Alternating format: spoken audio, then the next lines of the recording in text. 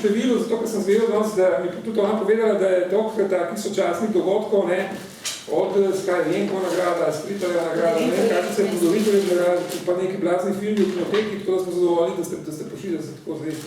No. In hvala, skratka hvala. Zdaj imate ogromno nekaj podatkov, potem bomo pa začeli z vprašanji. Najprej bomo zastavili 3 vprašanja, potem bo brala poezijo, potem 2 vprašanja brala poezijo, zaključila bomo spet z branjem poezije. Sklop telefon.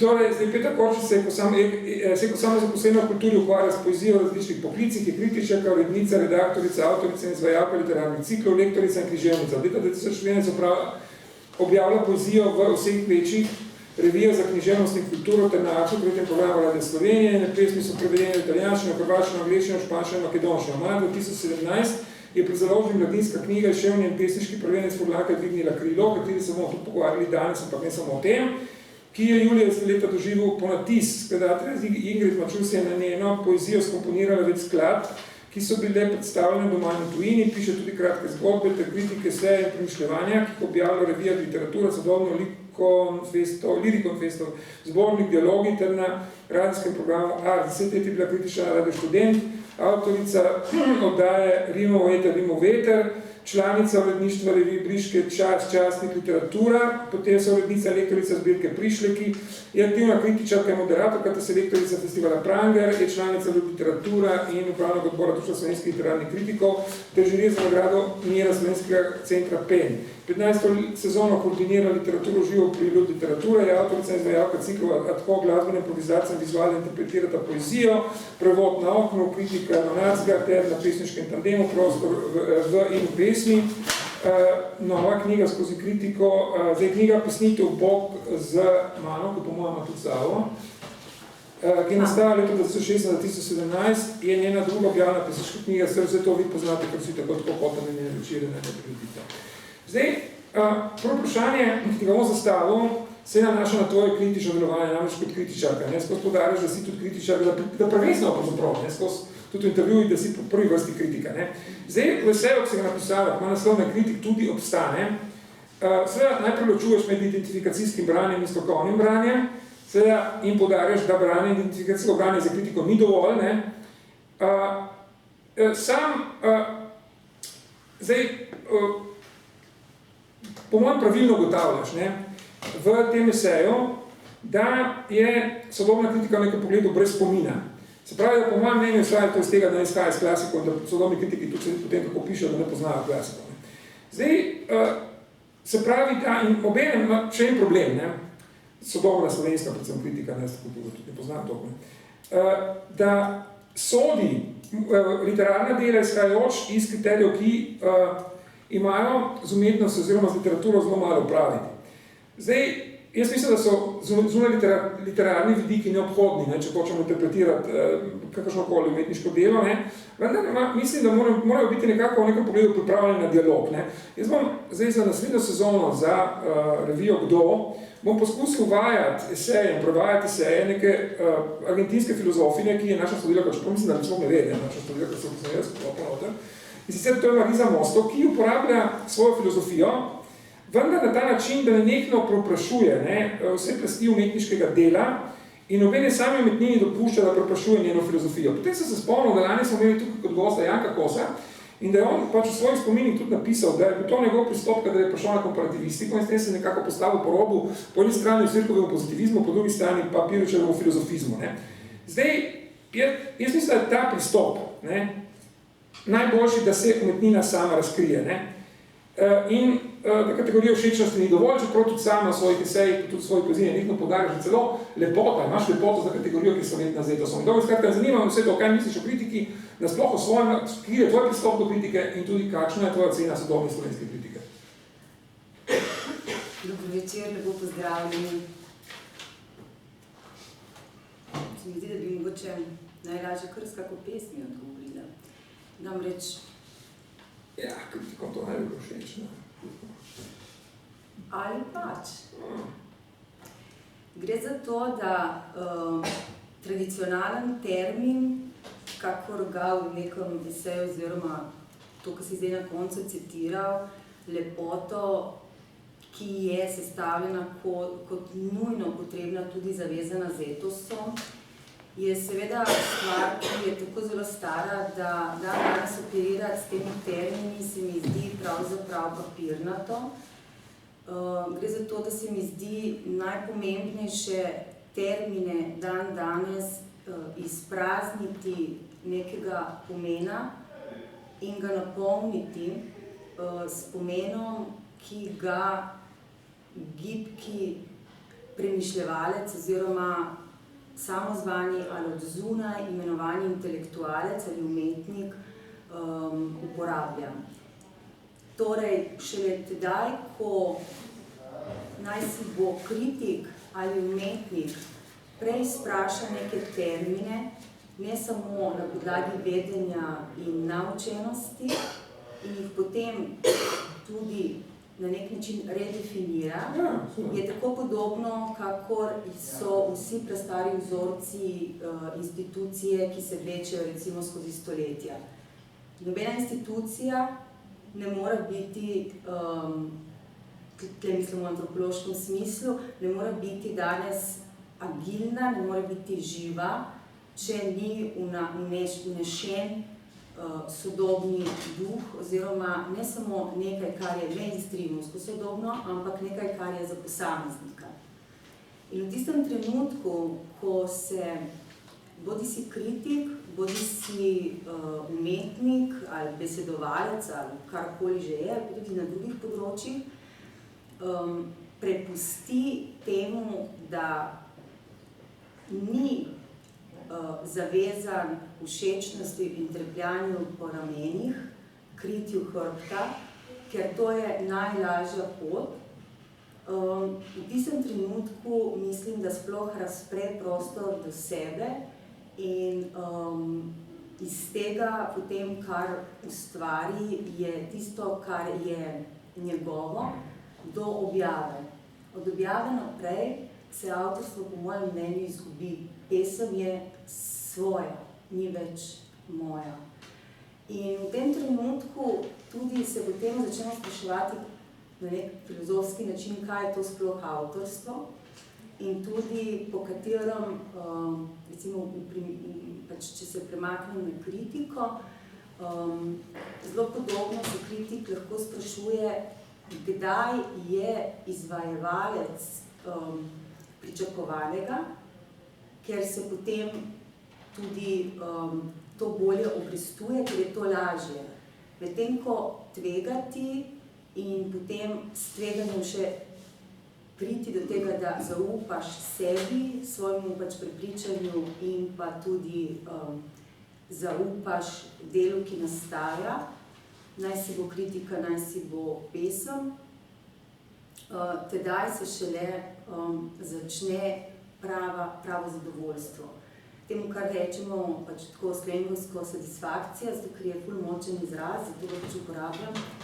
In to je tisto, kar mislim, da je močnejše od graja ali pa negativnih kritik ali pa izločevanja.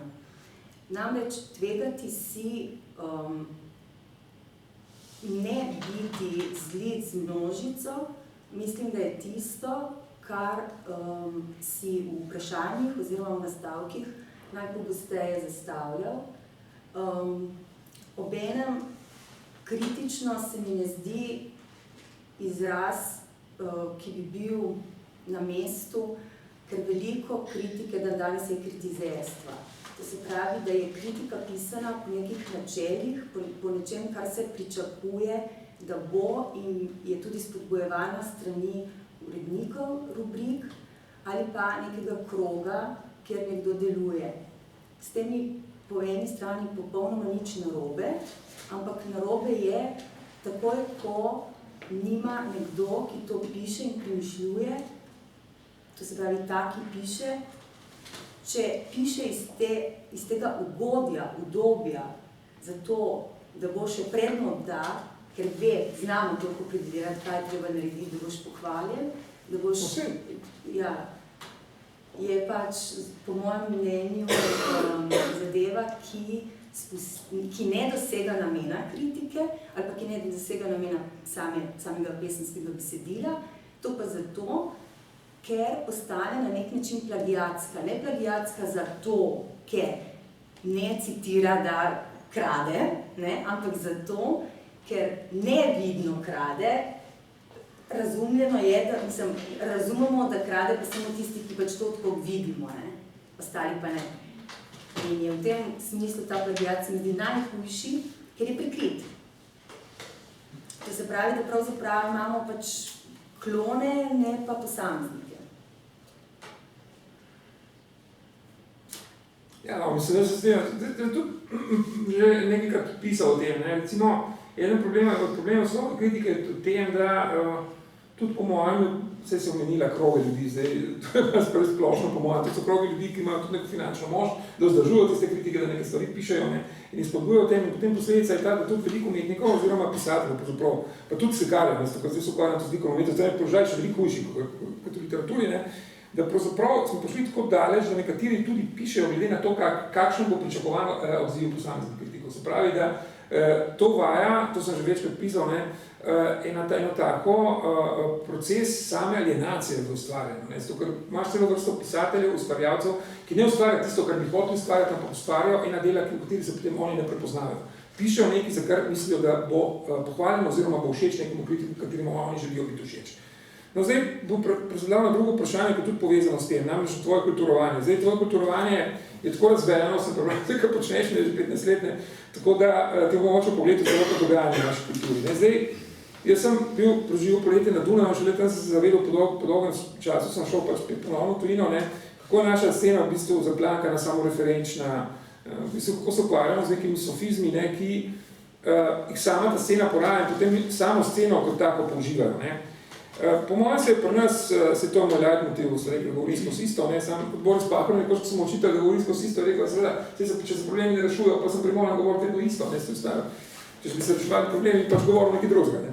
Zdaj, uveljavlja se seveda pri nas en diskurs, en kalup, ne, ki ima celo vrsto subdiskurzov in tako dalje, vzorcev, ki vladuje tako ustvarjanje, in to sem prej povedal, ne, in kot recepcija umetnosti, ne.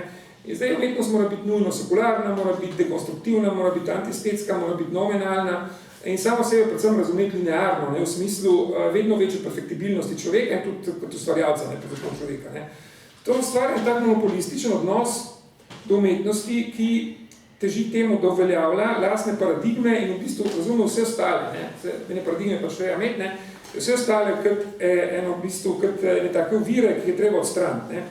Zdaj, kaj s tem? V poeziji in slikarstvu ne sme biti narave, še posebej ne slovenske narave, kako se tako je označen, kot anšistični slikar. Ne? V glasbi mora prevladati seveda avantgardo, v arhitekturi funkcionalnosti in tako naprej. Recimo včeraj sem bil na predstavitvi 4 knjig pri Mladinski knjigi, ne? In tam diskurs, ne, vseh teh knjig in tega, kako so bile predstavljene, 4 romani so bili, vsi so bili predstavljeni v tej luči, da, oziroma so bili izraženi z eno metaforo, ki jo je izrazila ena izmed pisateljsk, ki je bila tam prisotna. Sicer, da svet, oziroma da ona sama razume svet, oziroma kozmos, kot jajce, ne, kot kuhano jajce, pravzaprav. Najprej je beljak, razsedin je pa rumenjak, ne, in tisti rumenjak pomeni nasilje, in, ki se dogaja v svetu, ki drži skupaj svet. Zdaj, jaz oprostite, ne vem, če je namen umetnosti ravno ta, da rešuje ta problem, oziroma da ostaja jajca brez rumenjaka. To se mi zdi noro, ne. To je perverzno in sploh, da se knjige tako predstavljajo in tudi konec koncev pišejo, se bomo potem tudi malo tem, kako izgleda na poezijo in tako naprej, ne, ampak dejansko mi se zdi to nekaj, kar ne vem, kakšen smisel sploh še ima. Zdaj, ker ne vem, če je dvomem, da se da in da je nujno instrumentalizirati umetnost v tem smislu, da mora odstranjevati nasilje, sveta in tako naprej, ker potem jasno, kaj se po tej logiki ne bi smel Homer niti napisati Iliade, ne, ker Iliada se stoji samega nasilja. V glavnem, dobro, poleti sta kilo, za vprašanje, če ti zapisal. Zdaj, skratka, zanima me v bistvu, kako gledaš na ta sistem slovenske kulture, ker si zelo aktivno v njem, ne, in ki gre v svoji ekskluzivnosti vedno bolj v smeri redukcionizma, nekih diskurzov in potem imam na koncu še nekaj, sem si te zabeležil, ne. Namreč nekaj si nekoč omenila in tudi, kar je v skladu s tem, kar sem povedal prej, poslednje 10 bratov Simčiča, ne.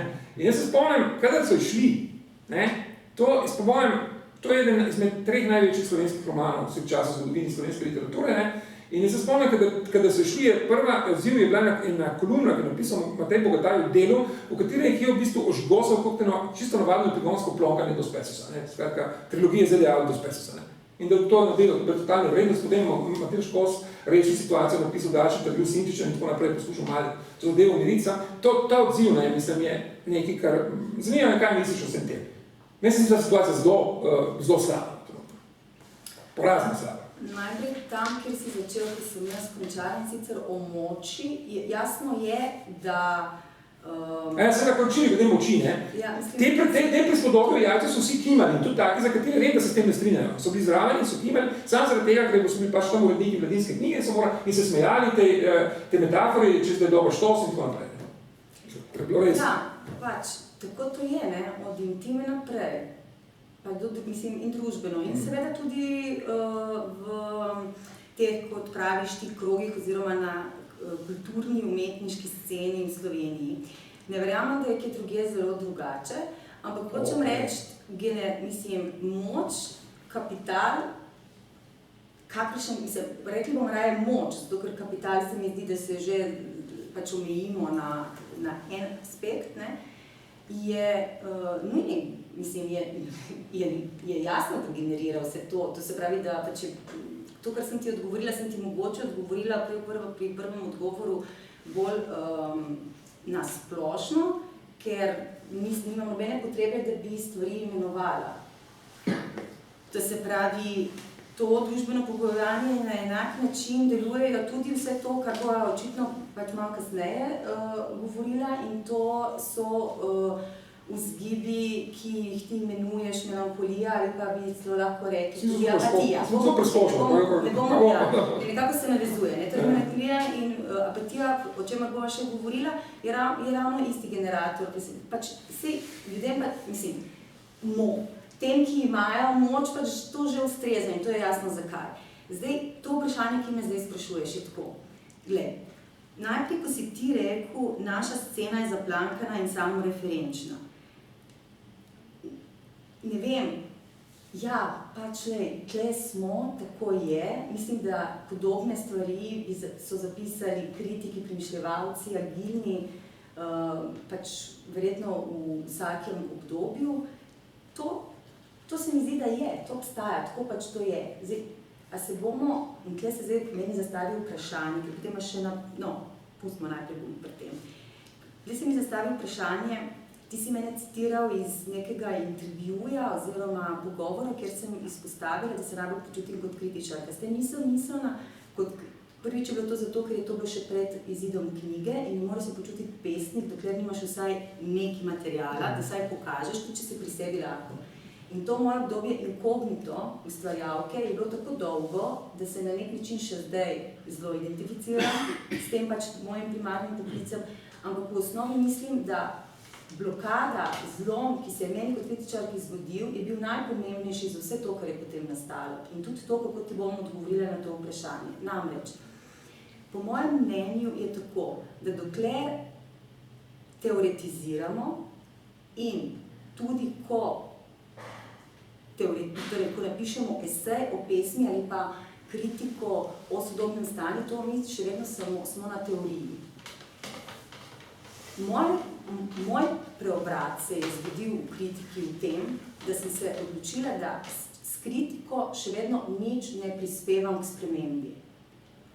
In zato se je pač forma kritike pri meni spremenila in tudi sama poezija je prišla do tega, da so pesmi pač poklicali, da morajo iti ven, ker niso bile na nek način več moje in so trkale, da pač morajo iti, da je to en način, da jaz ostanem živa.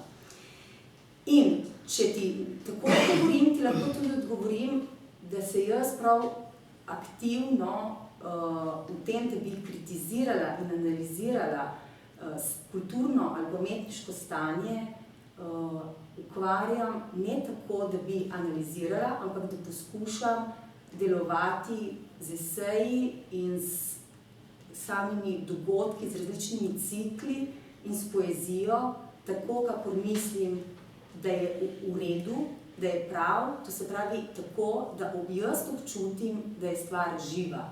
To se pravi, da ni papirnata, da odpira in razpira prostor, da ljudje lahko govorijo, da so lahko različni, da se ne strinjamo in da pravzaprav največ napredujemo pri sebi s tem, ko priznamo, ko opazimo, da so nekateri odlični. To se pravi, deluje tudi proti zavisti, ki je ful močno prisotna v literarni sceni.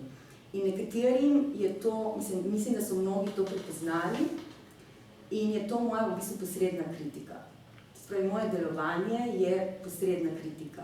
Ker mislim, da samim tekstom se lahko samo potem, jaz ne vem, na spletu nočem objavljati zato, ker lahko dobim nekoga, ki živimo v demokratičnem svetu, takoj odziv, ki si ga lahko privošči kdorkoli, anonimno, ne poznavajoč stvari, obsojen in tako naprej. Jaz pa imam sebi toliko rada in toliko stvari imam v življenju, ki si želim narediti, da se z repliciranjem na neke kritike, na neke zapise, ki izkazujejo to, da pišoči premalo ali pa sam pove veliko, no?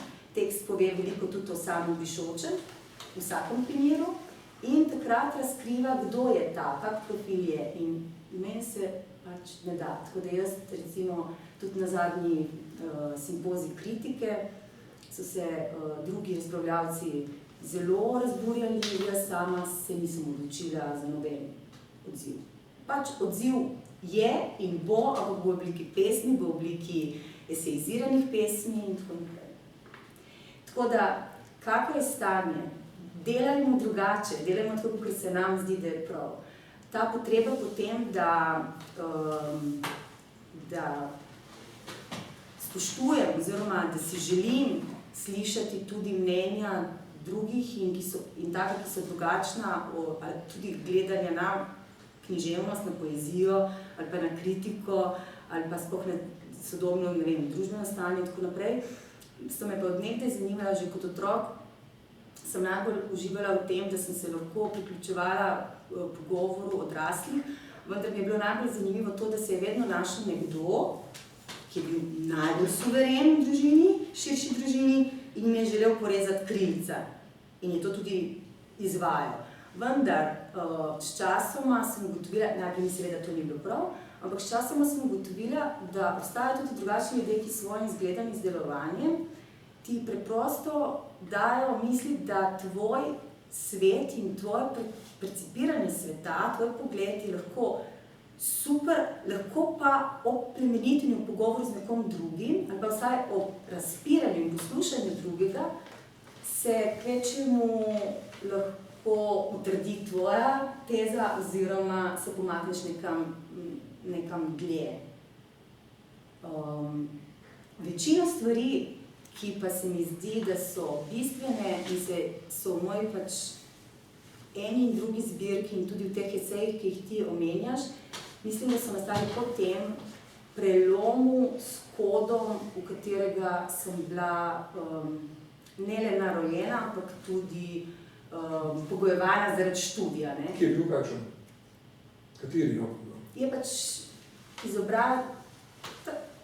živim v Sloveniji, pač to so pomembne reference, živim v Sloveniji, prihajam iz Primorske, to se pravi, takoj, ko povem, da prihajam iz Primorske, sigurno sam si iz Trsta veš, kakve so, torej odnos do jezika je drugačen, pač bolj smo kritični, bolj pač povemo ven, bolj nas stvari zmotijo. Mislim, da je to kar velikokrat. Potem gremo naprej samo šolanje, pomembno je, katero smer si študiral, to se pravi, s katerim kodom operiraš. Zato se meni zgodi, da jaz pridem in nekaj referiram in potem mi reče tako, ti pa čisto nekaj drugega govoriš, ne vem, zato ker mogoče si ne želim govoriti, pač, ne vem, pri svojih 40-ih s kodom, ki so mi ga naučili, ne vem, na slovenistiki, na primerjalne književnosti ali pa na, ne vem, sociologiji kulture, ne. Te reference so pomembne, to je kod, iz katerega izhajaš, ni pa samo to. Zdaj mi dodajajo eno drugo dimenzijo, še duhovnost, če si opazil. Ja, nisem omenil čuti detalje, tudi to zbirki, ne se ne nastopate oko svetrikotnika, sem namenoma nisem, sem to opustil. Tako da še obremenjuje s tem preveč, tako da sem kar. A pa se dava naslednje vprašanje? Ja, tvoje vprašanja so zelo kompleksna.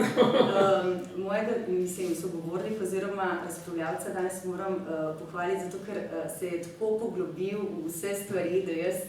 Petra, jaz vodim. Hvalim. Ja, sam se je. Kompleksna se Ironik sem jaz. Kar. Zdaj, naslednje vprašanje se nanaša na neko tvojo definicijo 21. stoletja. Vedno smo po tej temi, bomo pa zadnje 4 pisanja, se bomo posvetiti samo poeziji, to je samo zdaj. Pač njeno javno delovanje in tudi eseistika. Zdaj, v tem eseju, ki ima naslov Zlatom zlepljen razbiti dom vsi objekti zadnjega stoletja, se opredeljuješ ravno kot sociologinja kulture, ker so menila ravno kot zdaj, in si v tem pač eseju zelo lucidno, po mojem, opisala položaj 21. stoletja, zato bom tudi prebral kar tvoje besede. 21. stoletje je čas neenakomernosti, deformiranosti, pohlepa, skrčenega in sproščenega duha, ki se v očiščenju individuuma razrahljanja družbenem tkivu izgublja. Sploščeni enodimenzionalni duh, ker ni poniren in v ravnovesju, ni srečen in ker ne ceni dovolj sebe, so mu odzvune napravljeni statusni simbolni moči in posledično občudovanja akteri, ki ga zlahka manipulirajo. Nezadovoljna družba, ki ne spoštuje dovolj sebe, svoje zgodovine, svojih specifik, svojega jezika, družba, ki ni trdna v svojem tkivu, družba, ki ne skrbi za svoje kohezivne viziji, je negotova in prestrašena. Umaknemo se kolesju, ki se nespremenjeno vrti in ponavlja staro vzorce, to kolo je simbol za slavo, za zlo. Zdaj, jaz sem hotel podskočiti v zvezi z melanholijo, ampak bom pa menil, če si že ti pač navedla. Namreč, jaz 21. stoletje izhajajoč ravno iz te svoje primorske izkušnje, namreč z mesta, s katerega prihajam, sem poskušal definirati z eno temeljno potezo Trsta, kot menega tazga, precej skonstruiranega mesta. Namreč, Trst je tako mesto, ki ima eno čudno zgodovino, za katero ni sploh jasno, da je to zgodovina, ni zgodovina, kaj je in tako dalje. Ne? Ampak jaz sem prišel do spoznanja, sem poskušal definirati temeljno razpoloženje, vzdušje tega mesta. In sem prišel do tega, da po mojem je najbolj ustrezen pojem melanholije. Zdaj bom razložil in jo zdaj seveda za 21. stoletje, potem sem zaradi tega imel Trst v bistvu že 80 letih prejšnjega stoletja oziroma tisočletja, ne, konc prejšnjega tisočletja, je nekako predhaja v nekem pogledu to, čemu pravimo dan danes postmoderno in postmoderno vzdušje. Namreč, jaz razumem melanholijo takole, da gre za eno stanje, v katerem si primoran živeti v nekih vsebinah, v nekih strukturah, v nekih kontekstih, v nekih tudi kognitivnih ustrojih, v katerih v bistvu ne verjameš več. Ne? Ampak si primoran vseeno po njih ravnati, ker enostavno ni nobenih drugih. Ne? In kaj ste, si socialist, si nacionalist, ne? Sam zaradi tega, ker ti to daje tako okvirni življenjski smisel, ne? Ampak dejansko v bistvu to ne verjameš, ne? Da je pač to odrešilno, da je to pač pot, ki lahko vodi do česarkoli. Ampak ti nekako omogoča neko funkcioniranje umane. Zdaj, to se mi zdi stanje, ki predvsej odgovarja pač postmoderni dobi, ne? v katero se vlečejo iz modernitete, neke miselne struje in tako naprej, na katere se še vedno obešamo, ne? Čeprav v bistvu dejansko čisto do kraja vanje ne verjamemo več, oziroma vemo, da so v glavnem stvari, ki nas ne bojo odrešile. Ne? In zdaj me zanima, kako misliš, da ta zmedenost, o katero so ugotovila, da soglašala glede nje, pozne modernitete vpliva po tvojem na slovensko umetnost in na slovensko kulturo in tudi na umetnost in kulturo vopče, ne samo na slovensko sveda in pač lokalno regionalno umetnost. Ker mislim, v glavnem imamo tisto, neko sem tudi se pogovarjal z Janko Kosom o tem in je rekel, sem vprašal, kje po vašem mnenju temeljna razlika med modernizmom in postmodernizmom. Vse v glavnem so oblikovalni postopki zelo podobni in tako naprej. No, govorim tole, ne? Modernisti so, kar so pisali, je resno. Modernisti se postmodernisti se zafrkavajo, v bistvu, ne? Že samo, ko si definiral, kako razumeš melanholijo in kakve posledice ima v družbi, v družbenem stanju in... Vodi apatijo, seveda, ne bolj, tako...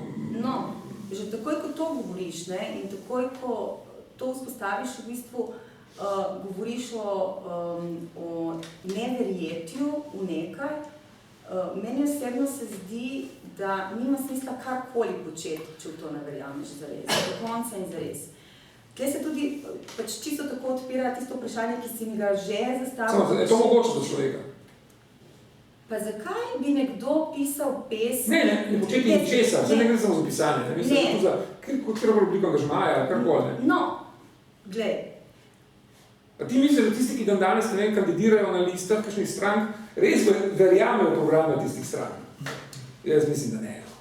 Pa, jaz mislim, da s tvojim, gled, ti si napisal 7 odličnih eksplikacij za današnje vprašanja in mi da se itak na nek način ne vsakim drobcem, ampak na načelni ravni verjetno pač strinjava, kako tudi verjetno mnogi, ne, mislim, stvar je lahko v malih polemikah, ampak tisto, kar ti želim povedati je to, da če nastaviš to tudi, kot si prej v vprašanju vprašal, ne sme biti, nekje praviš, ne, v poeziji in slikarstvu ne sme biti narave, v glasbi mora prevladati atonalnost, avantgardnost, v arhitekturi funkcionalnost.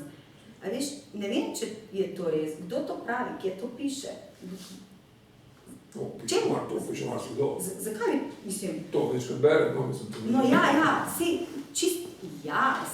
mislim, lahko se, tudi kritika se lahko opredeljuje, tudi pri meni, takoj, ko so opazili naravo, so vredno zastrigli z ušeci, ampak ta narava je taka in taka, ampak kdo je, ki pravi? Kdo? Ne, zdaj gre za opredelitev duha časa, ne toliko za personalizacijo, pač kdo to počne, ne? Duh časa je pač tak, kako sem prej rekla, ampak jaz mislim, da je odvisno, ali zdaj tako gledava tako čisto na splošno, pa prebirava dnevno časopise in slediva medijem. Jaz moram povedati, da jaz se ne zasičujem ne s tem, niti ne z socialnimi omrežji. Jaz se ne počutim zasičena. Jaz najdevam še vedno čudovite tekste, čudovite refleksije, agilno misel, močno, izrazito kritiko, veliko tekstov s jezikom ljubezni, to pomeni ta, ki ne ruši, torej jezik, ki govori o sodobnem stanju, ne tako, da bi, in taka je bila zbirka, ki smo jo pred kratkim recimo predstavili Amonit z Alke Drglin, zbirka, ki govori z jezikom ljubezni, a ob tem ni nekritična, je zelo ostro kritična, ampak ni sesuvanska, ni stvar, ki dejansko ruši, ki dekonstruira. In tudi to je potrebno konec koncev, zakaj pa ne? Naj ima vsak svoj slog, svoj jezik. Jaz mislim, da je bolj pomembno to, da se sopostavi. Če nekdo že po naravi melanholik, potem bo najverjetneje tudi zelo melanholično doživljal to dobo, v kateri živimo. Jaz to se osebno ti hočem povedati to, da meni se zdi, da kolikor je ta čas, ki ga živimo, ekstremno pred našimi očmi doživljamo spremembe v tehnološkem razvoju, to se pravi v znanosti, obenem moram reči, da nič manj ne vidim pomembno, kako in kaj se spreminja na čisto nasprotnem polju, recimo na duhovnem. Zdi se mi, da sta to kot dve nogi. Človek mora pravzaprav, po moje, sprejemati oboje, odmerjati pa tudi tako, da bo nekako prav stal. V tem smislu se mi zdi, da enako zaznavam v zadnjih, recimo, v enem pogovoru, ko sem bila tako gostja, sem rekla, da čutim, da je na pohodu na val, da se bo razprla poezija, ki jo pišejo ženske na slovenskem, in sem zelo dobro jasno videla, zato ker pomembno je bilo vsak aktiven, ki je prispeval ali k kritiki, ali kot urednica, ali tako naprej, moška ali ženska, je lahko temu tudi pripomogel. Če v to ne verjameš, da lahko nekaj spremeniš, potem je res grozno, potem se res človek čuti apatičnega. Če pa naredi neko akcijo in ve, da jo lahko izvede tam, kjer je sam pristojen in tam, kjer lahko, tam je pa pomembno, da nimaš to, kar sem že v prvem vprašanju govorila, skozi tega občutka, da ti bo lažje, da ti bo ugodje, da ti bo nekdo kril hrbet. Zdaj, vsak rabi neko kritje hrbta, meni stoji zelo ob strani družina, to moram priznati, zato tudi lahko pač sploh ta poklic opravljam. Ampak vsekakor treba si je drzniti in tvegati. In ko me sprašuješ o melanholiji, letos se je pri melanholiji zgostilo to vprašanje tudi na samem festivalu Lyricon Fest, kamor sem bila kot nagrajenka, ne vem, izpred 2 let ali kako že, povabljena k refleksiji. In mene je teza tam, ki so jo nastavili, toliko zrevoltirala, mislim, toliko me je razjezdila, da sem si rekla, je prava melanholija in to se pravi melanholija in distanca, da sem si rekla, nekaj moram napisati. Zdaj, jaz sem to odgovorila in v refleksiji in potem je nastal tudi cikl, ki je bil nominiran za Franji Hausmann. In glede na to, da je konec 3. vprašanja, lahko jaz to kar preberem in je to že moje prvo branje. Hvala. Zdaj pa tudi tako, pripravila sem 2 različici. Ena je 15-minutna, ena je pa 5-minutna. In ti si moderator, povej, različica 5-minutna? 15-minutna? Imam še kaj? Res? Ja. Kaj so si to ljubili?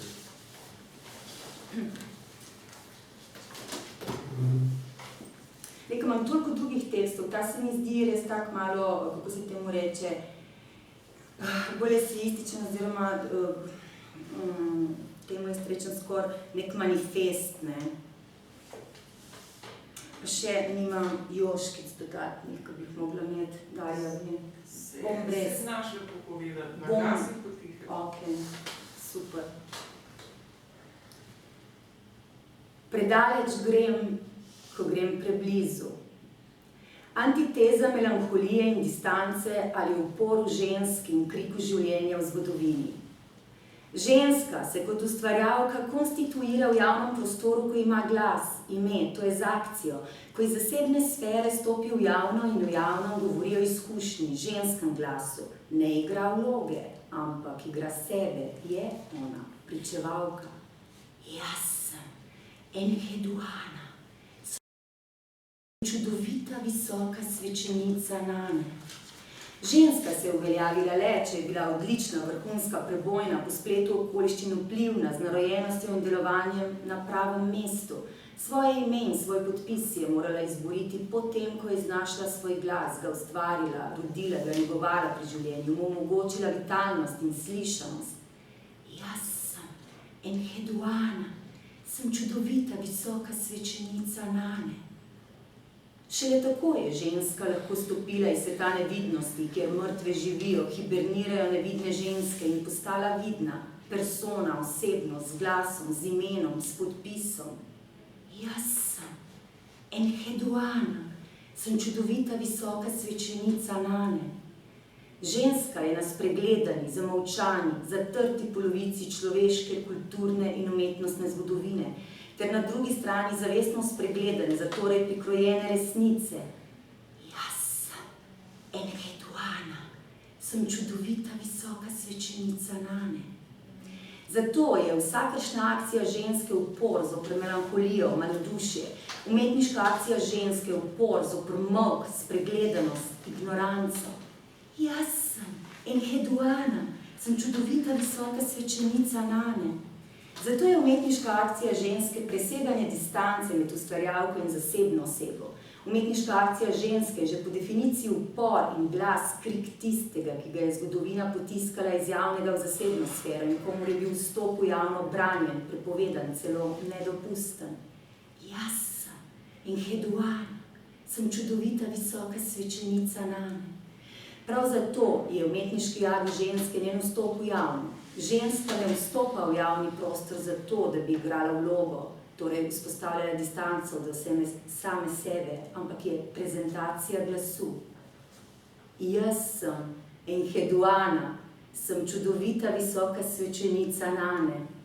Glas, ki končno lahko spregovori na glas in v javnem.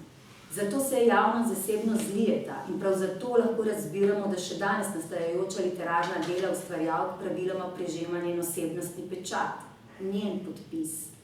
Jaz sem Enheduana, sem čudovita visoka svečenica Nane. Umetniško delo ustvarjalke je esencialno tako zanjo, kakor za njen človeški in umetniški profil. Jaz sem Enheduana, sem čudovita visoka svečenica Nane.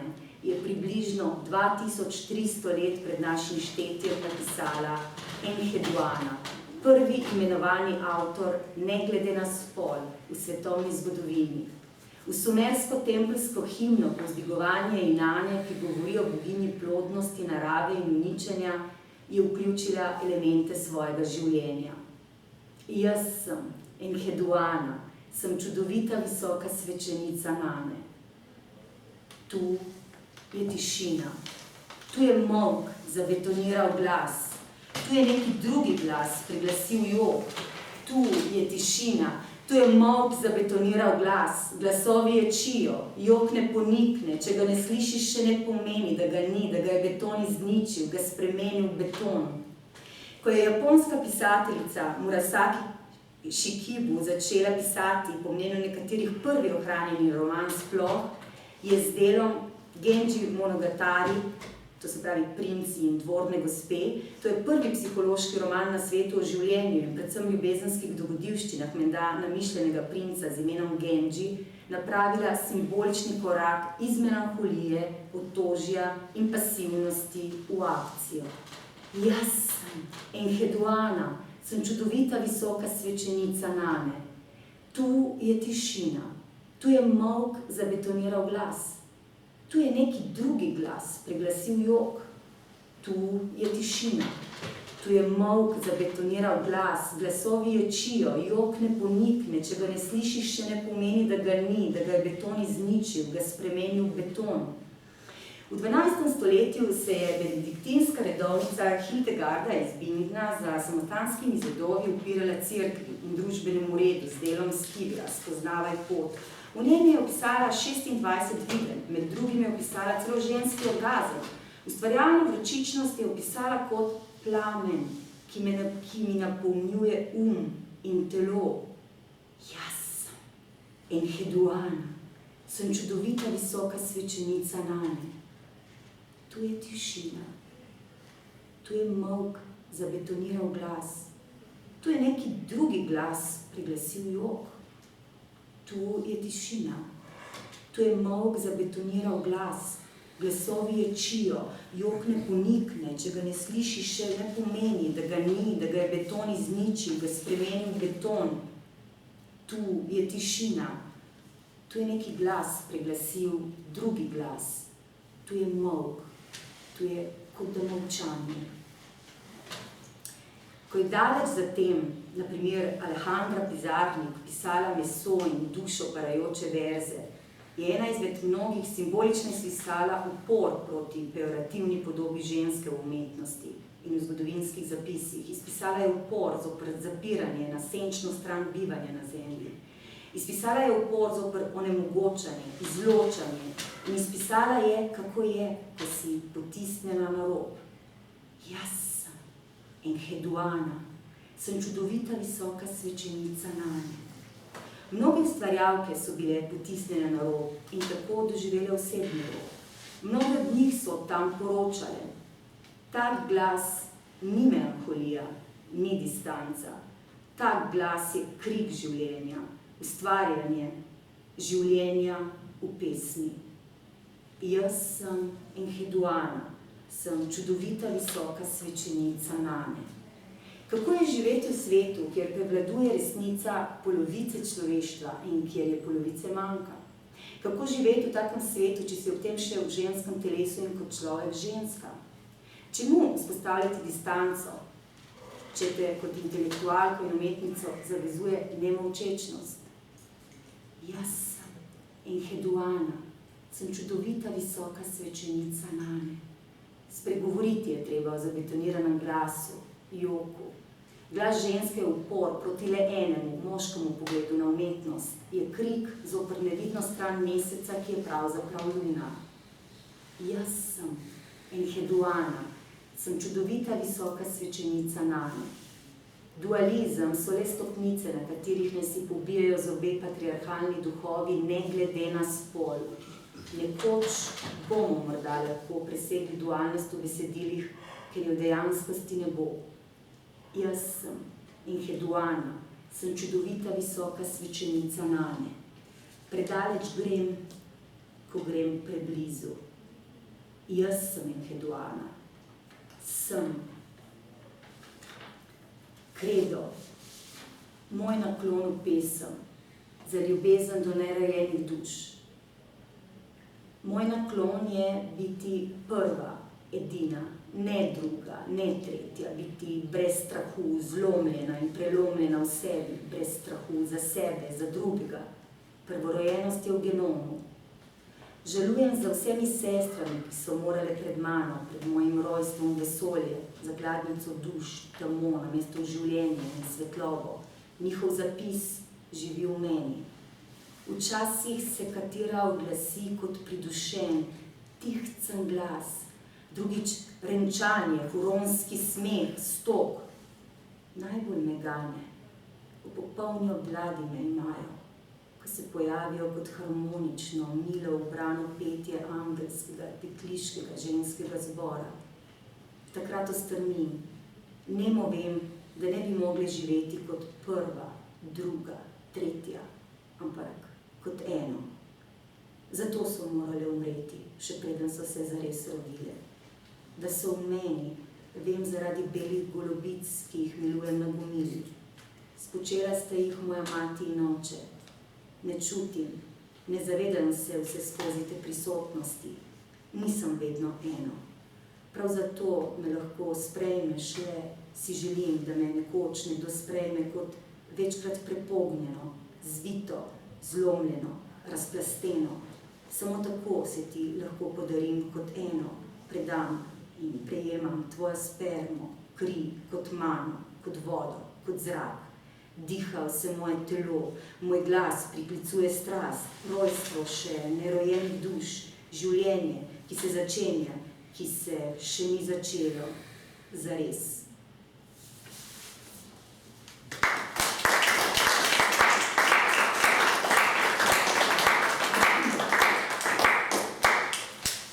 S tem sem ti bolj odgovorila, kakor bi ti lahko na melankolijo in na mojo kritiko. Tu je bil dualizem samo vzpostavljen do spregledane in nepoznane ženske polovice ustvarjalnosti. Gre pa za kateregakoli drugega, ki ni mu dopuščeno ustvarjati. In zdaj to je tudi, s tem si dobil tudi odgovor na našo sceno in Jaz predlagam tole, da ti potem takem mi daš tudi besedilo in ti bom potem zagovoril s kritiko na to. Če si ti odgovorila s poezijo, ti bom pa jaz s kritiko. Bom napisal kritiko tega, kot sem napisala. In sem recenzijo tega, kot sem napisala. Razumem. Hvala, to je potem, težko, da seš. To, kot patriarhalec, tako naredim samo to. Zdaj, gre za to, da smo s temle pač presedljali na poezijo, tako da se bo naslednje vprašanje nanašalo na poezijo in na pesniško ustvarjanje. Namreč, prvo vprašanje v zvezi s poezijo je tole, kako se v tebi rodi pesem. Namreč, nekje se ne spomnim, kje čovesistike v sami zbirki, govoriš, oziroma pesem, to nastanek pesmi opredeljuješ kot novo rojstvo oziroma kot novo življenje. Jaz pa sem pred nekaj dnevi objavil na naši spletni reviji intervju s Hugo Muhiko, ki je tudi sam, mu je bilo zastavljeno ravno to vprašanje, kako se v tebi rodi pesem, in na to vprašanje odgovoril takole. To je odgovor, ki ga tudi ti sama nudiš, potem bom navedel tudi tole, je zelo podoben temu, kar je napisal on. On je namreč dejal tole, zdaj bom prebral. Sam sem se rodil v pesmi, potem, ko sem 2 ali 3 leta preživel v trapistovskem samostanu v tišini. Skratka je tista tišina, ki se pojavlja tam, tista, ki rodi pesem, ki ni navadna tišina. Zdaj, glede na pač njegov svetovni nazor Muhike, pač jaz ga predvsem tako berem, mislim, da predvsem poznam, kaj misli, on, po mojem, hoče povedati s tem tole, da te vsaka pesem izvrže v tisti svet, iz katerega poezija prihaja. In zato pomeni porod pesmi v bistvu obistanje tistega sveta in v nekem pogledu novo rojstvo vanj in obenem potem ponovno rojstvo v ta svet, v katerem mi smo. Ki ni svet poezije. Zdaj bom s tem navedel še tvoje besede. Namreč opisala se sledeče. Zame je poezija nekaj razbitega, kolikor se je moje življenje in pojmovanje, osmišljanje, vrednotenje moralo razbiti starih podedovanih vzorcev, da se je razbitin spet zlepilo v novo življenje oplemeniteno. Meni se zdi, da se te stvari sta zelo podobni. Zdaj v neki svoji kolumni sem tudi omenil, da mi je nekoč Peter Semolič, ki naj bi danes prišel, pa ga ni, ne, je šel drugam, nekoč dejal, pač zasebnem pogovoru, ki se ga imela, da se svet poezije, zdaj ga pač navajam, kako sem to jaz zabeležil, ne, in svet vsak dan živita svoj ločeni življenje. Včasih se dotaknega do drugega in takrat nastane pesem. Ne. Zdaj, če glas poezije, in to vprašanje, v bistvu, zdaj, da sintetiziram, ki ti ga zastavljam, prihaja od nekod, kar ni tu, ne, odkot prihaja. A je to narek mus, kot so verjeli stari Grki. Če je odgovor pritrdilen, je potem tak in tudi po tem potresu modernizma, ki danes ga nismo še menili, ampak je prisoten, potrebno redefinirati poezijo in ali je potrebna neka nova poetika ob upoštevanju luminoznega, se pravi, tistega glasu, ki prihaja od drugog. To je tudi zadnje vprašanje, no, ki imaš rad tega.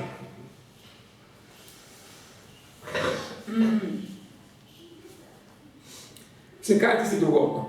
Jaz sem zelo pač tudi podobno odgovorila Alenki Zor Simonitu v pisavah, ko me je spraševala, odkot pride pesem ali pa kdaj nastane. Jaz nisem bila v samostanskih, za samostanskimi zidovi in nisem izkusila te tišine, ampak sama prihajam do stanja tišine in zaznavanje tistemu, kar je zame tišina, ker pač težko je, da bi dosegli to zunanjo tišino, bolj gre za ta občutek tišine in pomirjenosti v notranjosti, oziroma ko se vzpostavi neko stanje, sama pač ne jemem nobenih substanc za doseganje stanj, v katerih se zgodi neka povezava vseh plasti sebe ali pa čim več in neko razprtje, ko pač bom rekla to je nekaj, odkoder pravzaprav pride, lahko bi jaz temu ne rečem navdih, ampak nek kreativni, reč odkoder pride pesem, no, tako recimo bi rekli. Sama povezava oziroma sorodnost s tem meniškim življenjem je v tem, da je predpogoj za to ogromno časa, to so tudi že ustvarjalke pred mano izpostavljale, da ne more biti ženska ustvarjalka, če nima pogojev za pisanje. In ne gre za fizično pisanje, to sploh ni problem, da danes si lahko tudi na diktafon posnamemo, tako je tudi Bog z mano recimo nastal, tako da to sploh ni več nobenih težav. Vse ostalo pač pišem vedno na papir, ampak gre za tisti kreativni moment, ko pa je lahko kjerkoli in kadarkoli, če nimaš veliko časa svojega prostega, oziroma če ne veš na neko štipendije, neko delavnice, se tako, bom rekla, zunanje umetnost fokusiraš in odločiš ustvarjati. Jaz tako nikoli ne ustvarjam in mislim, da nikoli ne bom, ker ne razumem ne poezije, ne umetnosti kot nekaj, kar mora biti tvoja težnja, tvoj strah. Zelo čutim v pogovoru z umetniki, ne samo s pesniki, ne samo s književniki, tudi z glasbeniki, skladatelji, strašno strah pred tem, ali bodo še kdaj nekaj napisali. Mislim, da strah postaja vse bolj moj prijatelj, poskušam, da imava enakovreden odnos, to se pravi, zelo mi je v pomoč takrat, ko je treba, ker je strah pač čisto normalno, prav je, da je in da je prisoten pri človeku, ko so okoliščine skratka, ga obvaruje, ampak nikoli pa mu ne pustim in ga res si vzamem distanco, ko pa preveč posega v meni. In to mislim, da je nekaj, kar je treba doseči in ni nujno, da je tako samoumevno. Ob tem hočem reči to, da nisem zagovornica tega, da se človek preveč nameri sledi, da ima premočno izrazite želje in potrebe in izsiljuje pesem ali dogodek ali karkoli. Skratka, ta presija mi ni všeč in mi ni blizu in tudi mislim, da je življenje pokazalo, da nič dobrega ne prinese oziroma ne prinese tistih sadov, ki jih želiš. In na ta način, ti hočem reči, se je pri meni zgodilo to, da je ogromno samote in ogromno posledično te tudi fizične tišine prinese tudi notranjo tišino.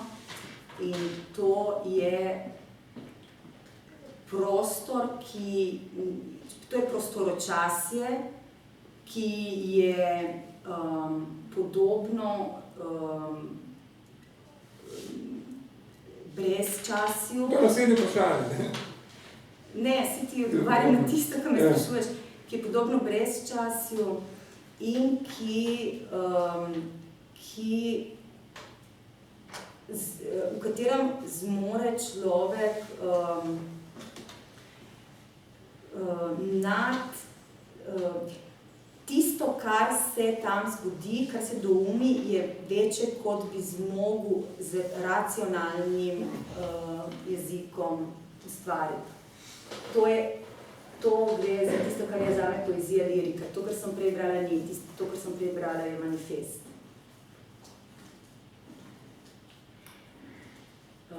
To si me vprašal, ne? Ja. Kje je nastavljen, kako nastane? Tako nastane.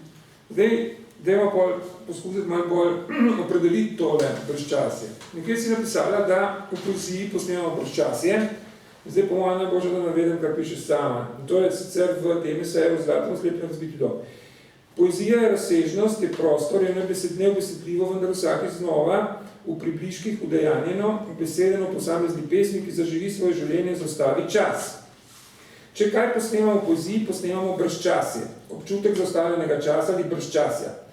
Mislim, da posnemamo rituale, obredne obrazce, to je zelo pomembno, predrugačene in primirne čase in prostorov v družbi, v kateri živimo.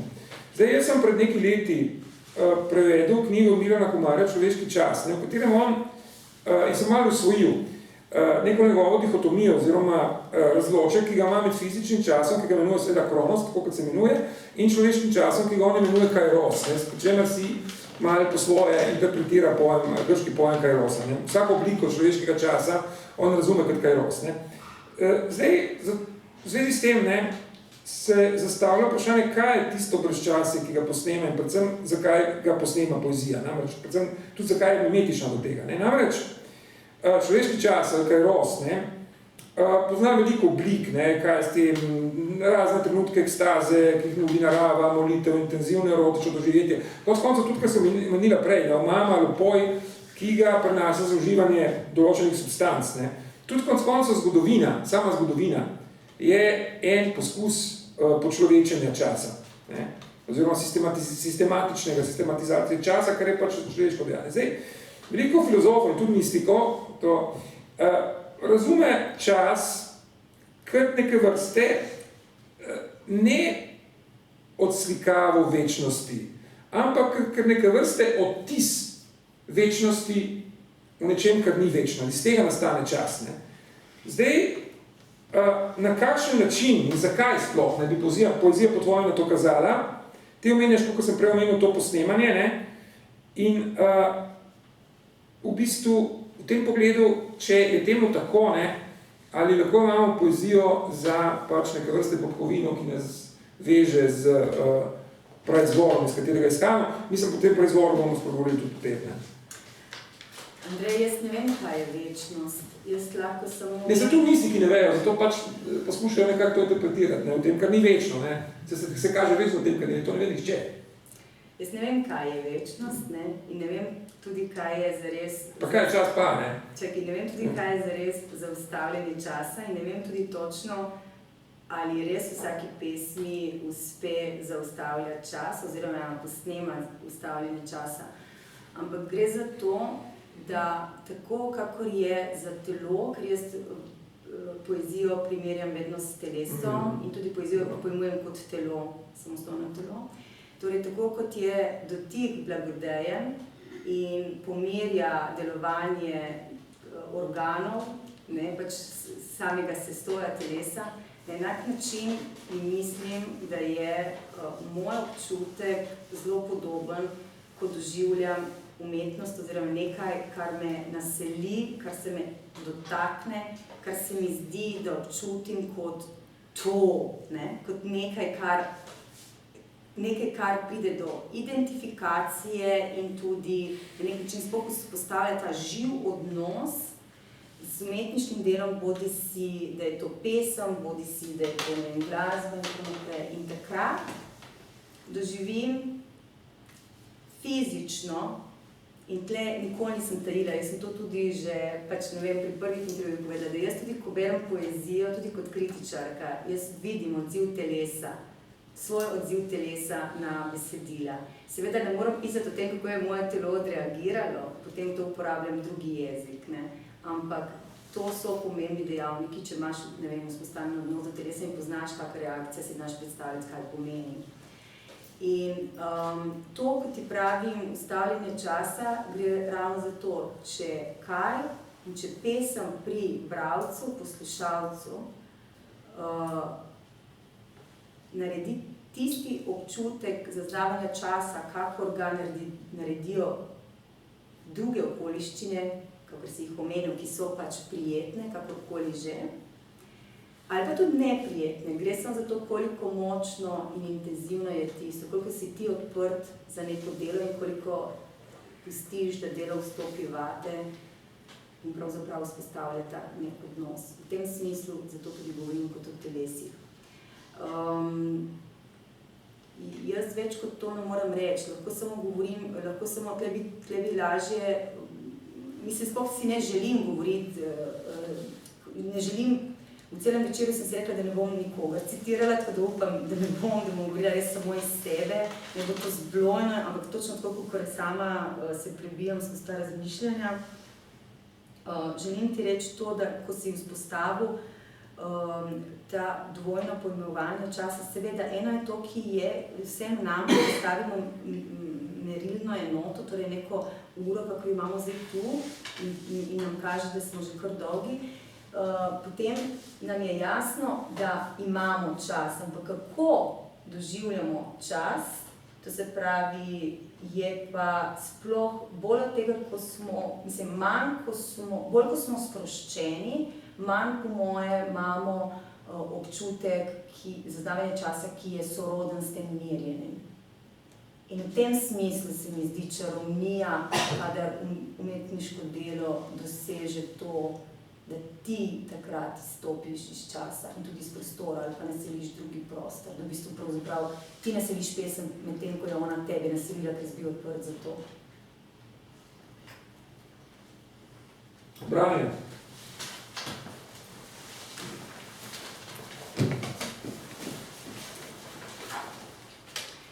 Nekateri poznate Furlankovo Kdaj željo. Jaz sem prej slišala zunaj diamant. Svetloba v diamantu. Nečimrnost raste samo nad zemljo. Tako iz zemlje poganja najbujnejše. Prava zrcala so v rovih podzemnih železnic in kot krti riti še globlje, globlje. Diamant ni kriv, čeprav je žrtev pohlepnežev in tatov. Nihče, ki rani, ni bil prej neranjen. Vsak, ki je ranjen, ne nujno rani. Odbirati po lepoti je samo eden od argumentov navideznih, kot je nečimrnost površinska. Odbirati kruto je samo jasen signal, da je položaj resen. Kruti iz odkritosrčnosti, resnicoljubnosti ne ranijo, ne zarežejo, le oplazijo kot močno klofuta, ko se zaciklenost, ujetost v zanko prekine, ko se tok preusmeri, steče naprej, stran, stran. Niso besede, ki božajo, mehkobajo v presledku, ko se razširi odstavek. Diamant je neukrotljiv, lomi svetlovo, Ni prostora vmes, zato ne iščimo mehkobe, kjer ni prostora zanje, čeprav drago plačamo. Zlatar. Kako uravnotežiti dva človeka? Kdaj sta senci, ki odsevata odslikavo? Zlatar zna uravnotežiti tehtnico. Leon ve, da ga vsaka pomota drago stane. Dajem se na zlatarjev krožnik, naj uravnovesi jezička, ki se stakneta kot ognja dveh zmajev.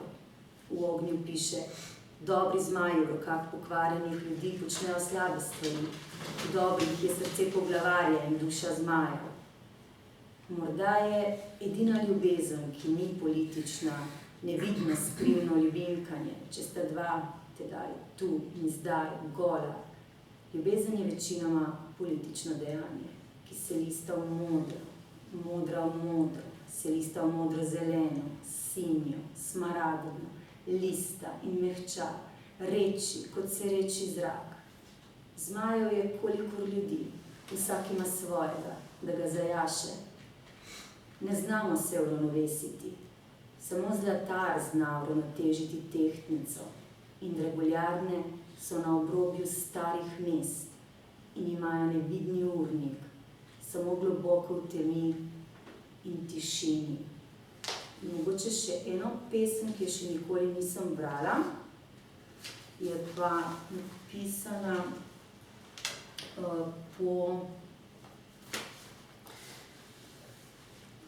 dejansko je napisana kot kritika na zbirko predmetov Marka Pogačarja, tako da je, to je ta hrvaški pesem. Predmetom. Omaž Marku Pogačarju. In ne glede na vse, sem jezero. S prvim dežjem drsim nazaj v svojo nemost. Od žalosti si upadal in zabuhal hkrati. Od žalosti je voda kalna, motna, komelje mlinski kamni. Srce je kovinsko in zdrobljeno. Opilki bodejo poceni obleke, cenene šminke in kičast nakit. Kar ostaja od tistega škripanja, sta belilo, ki se dotakne vsake trave na jasi, in veter, ki dela lasem novi red. Ne pomeniš, pa vendar vsebuješ smisel. Pri meni prodor sveta v pesem ne omejujejo dejstva. Neskončnosti zakona sta enakovredna le poskus, obsežnost napake. Morda ni to, kar zdaj pišem v srce, kovina, pregreta mišica, ali free pomeni svoboda? Da, svobodni so rjavi čevlji, ki hočejo k črnim hlačam. Morda takrat, ko nimaš kaj izgubiti in si lahko zvest sebi, ko je Marija nosila Jezusa, je vedela, da je Božji. Sanjati pri belem dnevu lahko drugim škodi. Mešati občutke pomeni izgubiti slehernega, še eden ne ostane zares. Kolikor src narišem, tolikokrat potrdim njegov dremež. Poskusiti zgladiti, odpustiti brez sprave je usodna ponavljajoča se vojna, ki hrani žrtev in drugo žrtev. Biti žrtev je nasilno, je zločin tudi pristajati na vlogo, v katero si potisnjen. Dokler jočemo, je nekaj živega, mehkega pod kamnom, ki ga ves čas, sprava je mogoča le po človeku, preobračamo v rokah. Kje je moja ljubezen, cat power? Kje je lev, ki ždi ob pisalni mizi? In kje je križ za mojim hrbtom? Kje so gosja peresa in šivanke? Kje rastejo cvetoči češnjevci? Priznaj in ne obupaj, ko zunaj grmi, zaslišiš dež in vonj napolni nasnici.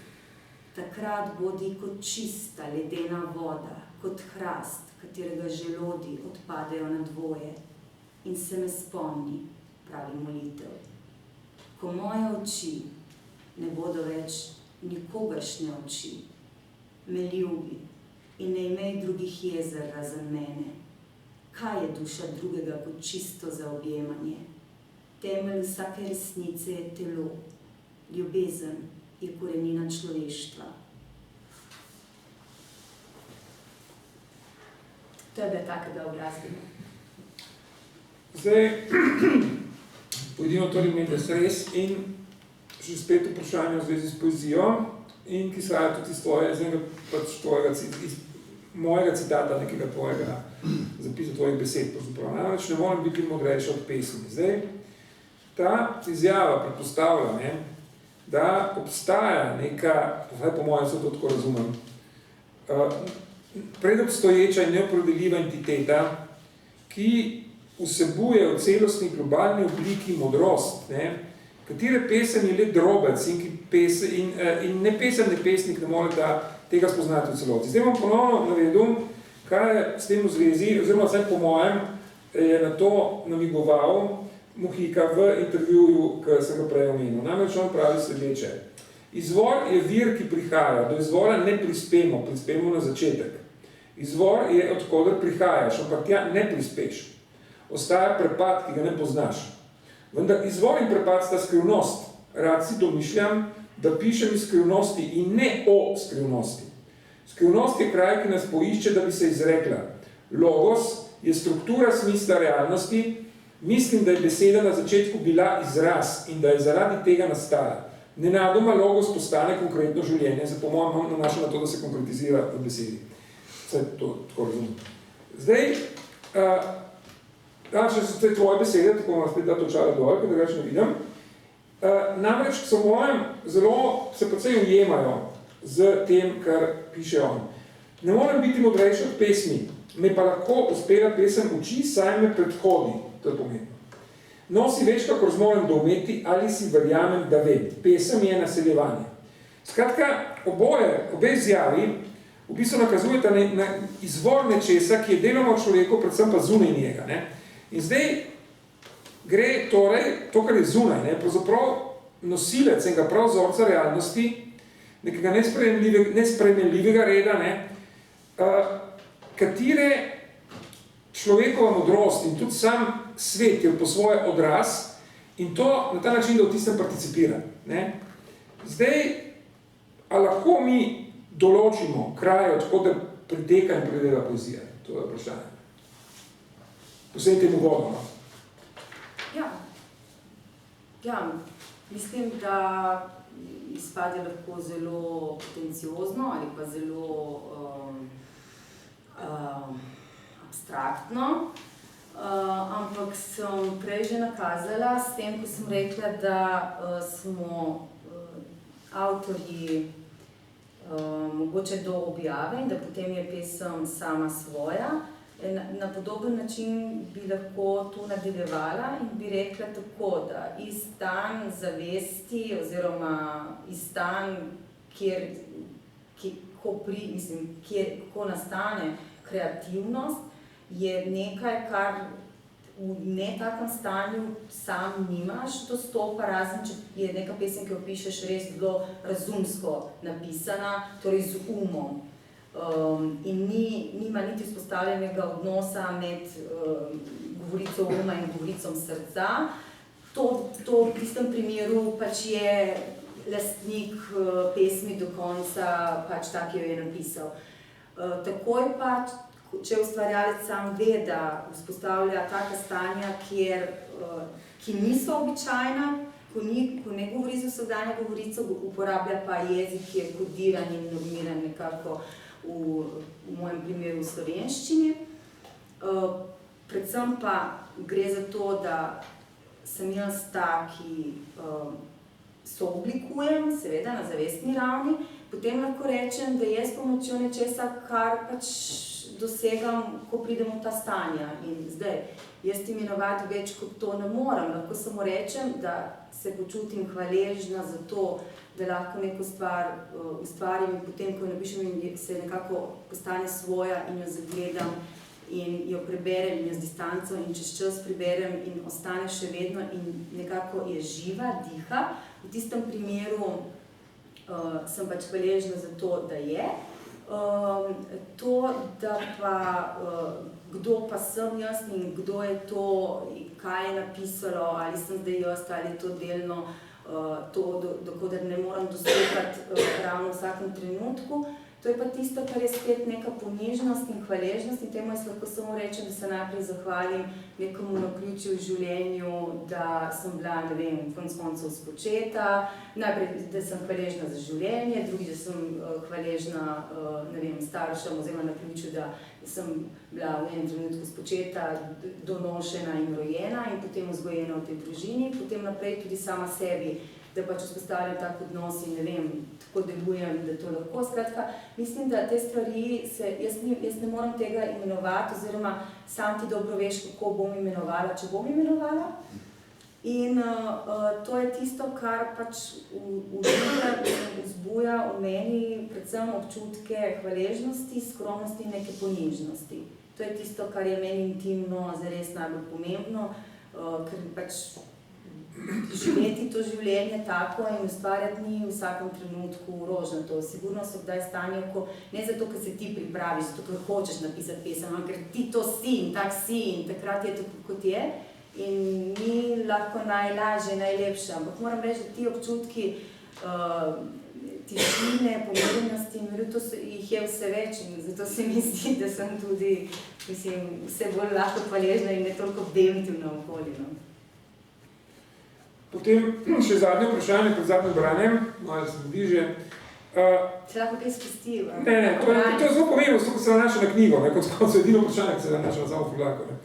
Zdaj, ti si mi posredovala tole recenzijo, ki je napisal Milan Vincentič in zdaj on je interpretiral tole tvojo knjigo na način, ki meni se zdi zelo ustrezen, predvsem, ker citiraš ti sama, Marka Rotka, potem on je pač knjigo interpretiral, jaz pa isto časa sem letos polet na Dunaju videl njegovo razstavo, na živo, ker imel pač razstavo v Umetnostno-zgodovinskem muzeju. Zdaj, on razume tvojo zbirko kot rodobno s 3 razdelki, ne? V kateri prevladujejo 3 primarne barve, se pravi rdeča, bela in modra. Celotno razvoj, recimo, če lahko govorimo o razvoju znotraj neke zbirke poezije, oziroma narativ te zbirke, on razume kot da se poraja pravzaprav iz blagoglasja podob, ki so take, da orisujejo, kaj se nekatere prizore iz narave in tako naprej, ampak mislim poudarjati to, da ne gre za impresionistične pejsaže, ampak za izražanje neke notranje tišine in praznine, v katero se naseli zavest, da neki pač je notri, ne? Tako se on izraža. Potem omenja seveda Marka Rotka in pač primerja tvojo knjigo z njegovim načinom kompozicije slik, namreč, da gre za vertikale in tudi horizontale, pravzaprav, paralelnih ploskev neke primarne barve. Ne? On to tako razume in je ustrezno. Zdaj, v prvem razdelku Furlanke prevladuje rdeča, barva ognja in krvi, zdaj v bistvu citiram kar on, pravi, ki jo razume kot barvo življenja, nekakšna kričeča tišina, kjer prevladujejo glasovi iz ozadja. V drugem razdelku prevladuje bela, se pravi barva prehoda, in tukaj smo priča bližino nadaljavo tavanju neznano, nazadnje pa je še modra, ki je najgloblja in najbolj nesnovna med vsemi barvami, po njegovem mnenju, in pomeni torej stopiti na drugo stran zrcala podkožje pesmi. Zdaj, pri tvoji knjigi, zdaj ne vem, če on to omenja, ampak jaz sem pač to zaznal oziroma detektiral, da se, sveda se tako zaključi, z prispodobo tega sončnega zatona in pa s tem pregovorom italijanski, ki ima natanko določen pomen, kako moramo interpretirati se sončni zaton. In to v bistvu zapira zbirko in konec koncev napoveduje nekaj novega, boljše. In se povedo tudi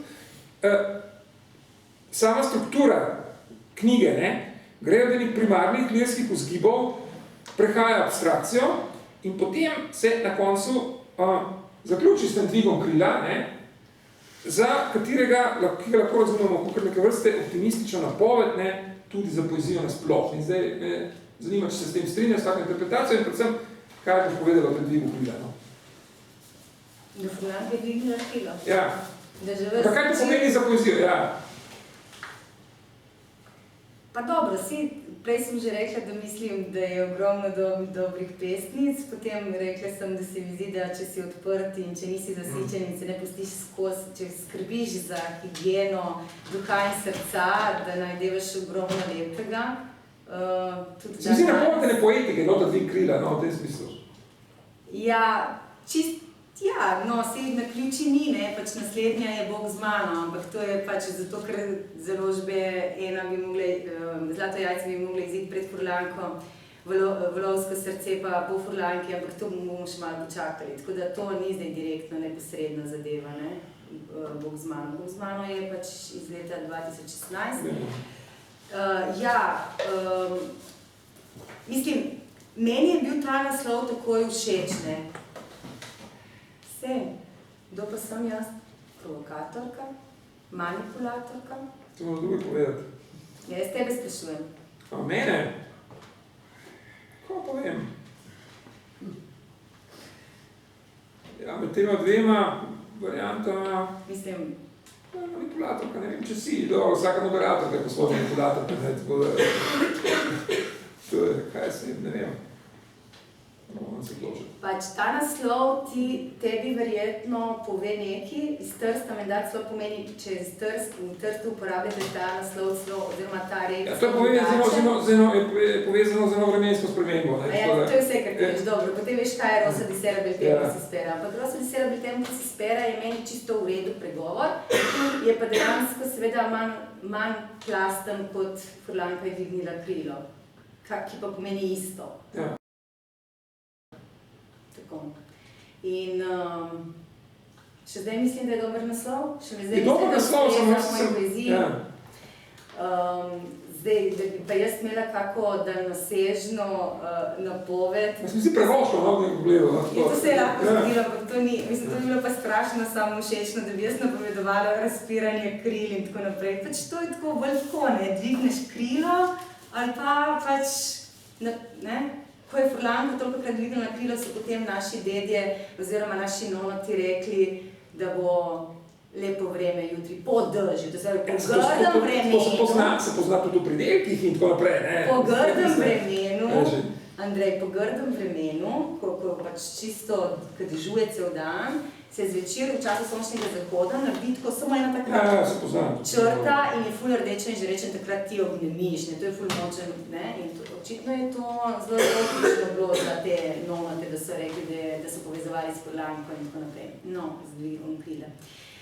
Krilo mi je vsekakor zelo všeč, krilo nosim vsak dan in krila so tudi ta druga krila in tista so tudi tam, kjer se Bog ne raste točno tam, kjer si Bog ne more pomazati dovolj dobro sončne kreme in ga ožge sonce, to je že iz Boga z mano. Kaj ti hočem reči?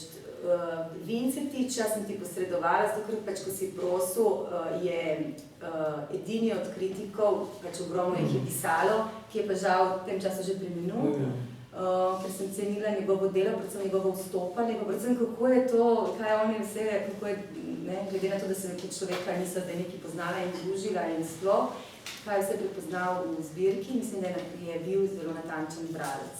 Za takega sem ga imela tudi pred to kritiko. To pa mislim, da je prav zadnja kritika, ki jo je napisal, potem je pa umrl. Posredovala bi, vse so dostopne tudi ostale. Rodko mi je zelo všeč in to plastenje in te barve in pomen barv mi je zelo všeč, zato ker moram poudariti, danes sem brala vse daljše stvari, knjiga ima ogromno zelo kratkih pesmi, ne. To je le pomembno, to se pravi, da so tudi, predvsem je Volovsko srce, je pač zbirka, ki ima zelo kratke. To se pravi, te stvari, ki so bile v sodobnosti objavljene in tako naprej, res to, kar Alenka ugotavlja, da govorim zelo različnim glasom, to se pa moram strinjati, ne. Da so lege za izrekanje so zelo različne, odvisno je tudi v sami Furlanki, glede na to, kaj je tisto, kar je gnalo, ne. To se pravi, najbolj te, bom rekla, intimno krhke, bolečinske pesmi so najkrajše, ker je tudi tako ponavadi izrekanje, tako tudi jaz tudi reagiram takrat zelo malo. O tem, kako ona interpretira tisti glas, hotel nekaj povedati, samo več naprej. Veš, da te je toliko razjezila, da sem imela to. Raje ne, bom raje zamočal svoje mnenje o tem, kako ona razume tisti glas. Prav glas, iz katerega tvoji glasovi izhajajo. Dobro, bomo zaključili z branjem po, ne? Ja, bom zaključila z branjem tega Boga z mano, zato ker je tudi tak za konec, da ne bomo tako, ki se mi posebej, tako se mi zdi zelo resnobno. To pa žal kljub naslovu ni. 5 minut? 3 minute? Kakor hočeš. Vprašaj publiko. Publika ne more nič reči, to je neumno vprašati, jaz ne morem tega prijati, moram Publika se drži, beri. Glede na to, da je to pesnitev... Jaz sem toliko časa vodite, da bi promoval tudi ta bonton do publika, ne, mislim, 15 let je velike. Mislim, da zdaj že malo mučimo, ja. No. Ker je pesnitev, bom brala in sem pač v enem trenutku ustavila, ne bom izbirala samo neke take delčke, ki bi bili mogoče bolj zanimivi. Bog z mano. Pisal mi je Bog, z malimi črkami velik začetek. Nič ni obljubljal, samo podvizal, spodbudil, če ni že dovolj čakanja. Bog je pisal, pozno in ni voščil voščil. Rojstva luči, ampak poslal loščilo za povoskano srce. Ko Boga boli koleno, imamo težave z egom. Smo konica vrtavke in šestila, vse, kar je, mislimo, je v našem obsegu. Staro zapiramo v samostane in sveta pisma za zapahe. Bog pa je poslal svojega sla, da se odpre knjiga. Pogoj za vzrtje je trajanje želje.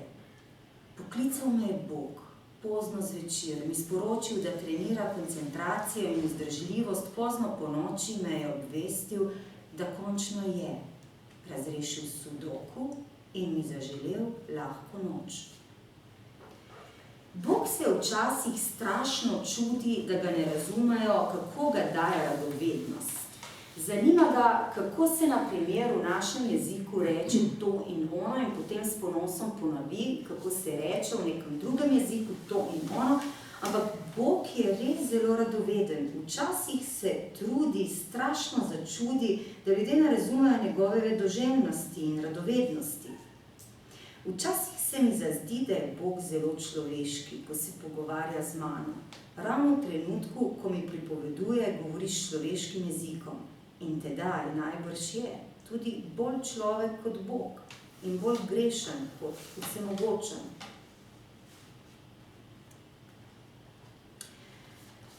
Bog pravi, da ima veliko dela in hkrati malo časa, veliko mora postoriti, zadnje čase se posveča pospravljanju zapuščine umrlih. Čeprav so bili redoljubni in skrbni, pravi, da predstavlja na stotine knjig, na tisoče pisem in tako slovarji, latinščina, hebrejščina, nemščina, vse te besede letijo po zraku. V večerni mesečini se kot netopirji iz starih zapuščenih meniških sobic spuščajo v globoko berlinsko noč.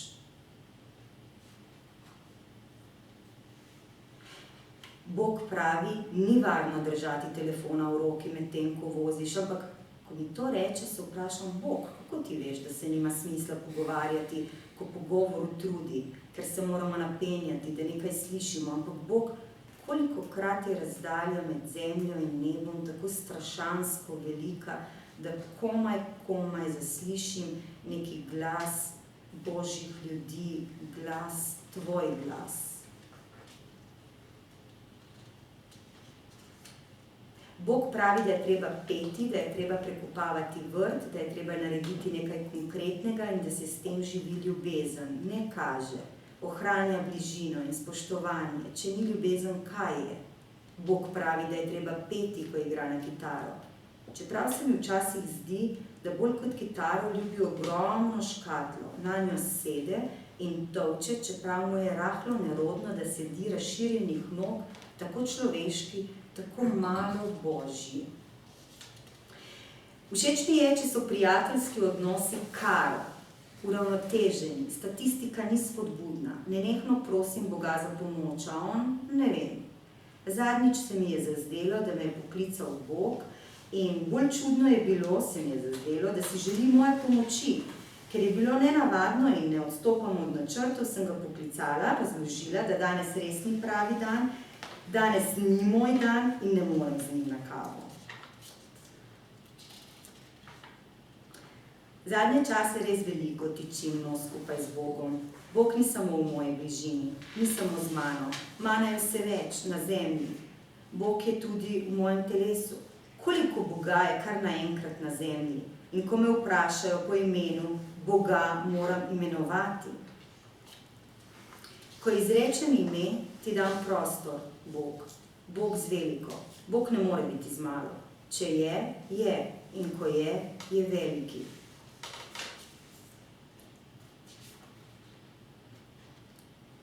Velikokrat v molitvi omenjam, da imam zelo rada občutek gladkosti in mehkobe in zadnjič je prišel Bog in mi prinesel na vrh gore veliko košaro polnomastnih jogurtov.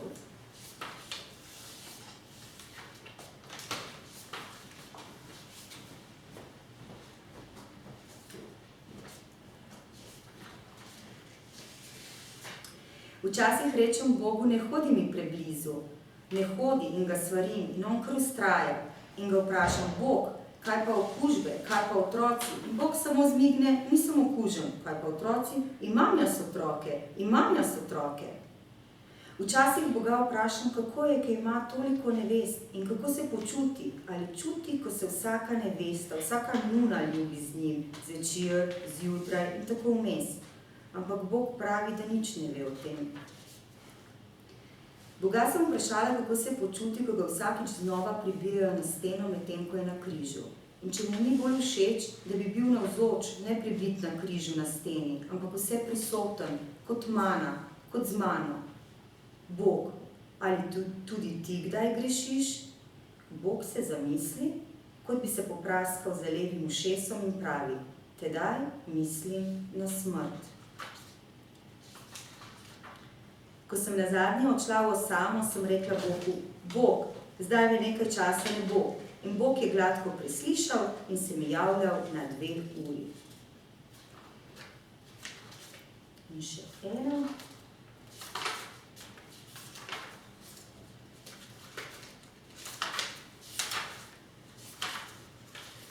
To pa prav iščem.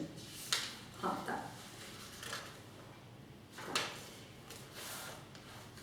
Bog se boji, kadar prihajajo zvoki iz podstrešja, kadar se parijo podgane. Boga je strah. Vedno se vpraša, koliko duš nima svojega groba, koliko duš ni bilo pokopanih, koliko duš ni zapustilo teles tam v zemlji in se dvignilo v nebo. Takrat je še Boga strah. Še Bog se boji, kaj bo z vsemi prebeglimi dušami, zasutimi z domačo zemljo, zamolčano prikritimi, zamolčano umorjenimi, zamolčano zbitimi. Bog pravi, vsaka duša, ki ni bila odrešena, tava, katere telo ni bilo spodobno podkopano, blodi naokoli, blodi tako dolgo se oglaša, iz roda v rod, gre njeno ječanje, dokler se svetost ne vrne na zemljo.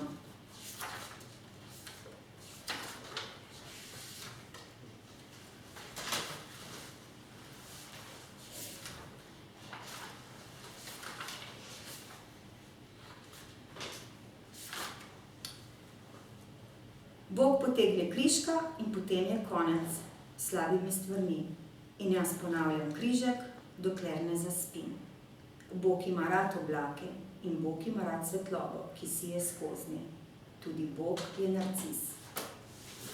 Zdaj sem končala.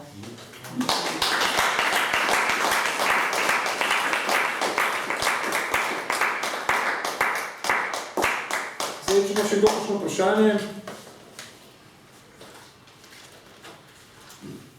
Ti si zastavil veliko vprašanj, na katerih ni bilo odgovora. Se sem vse odgovoril. Če ni nobenega vprašanja, potem se posedimo v sosednji prostor, imamo pogostitev. Hvala.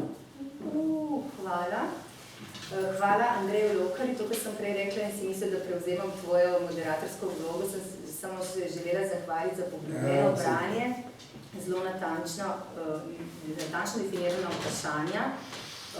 Zna se, da si globok premišljevalec in pronicljiv, bom rekla tako,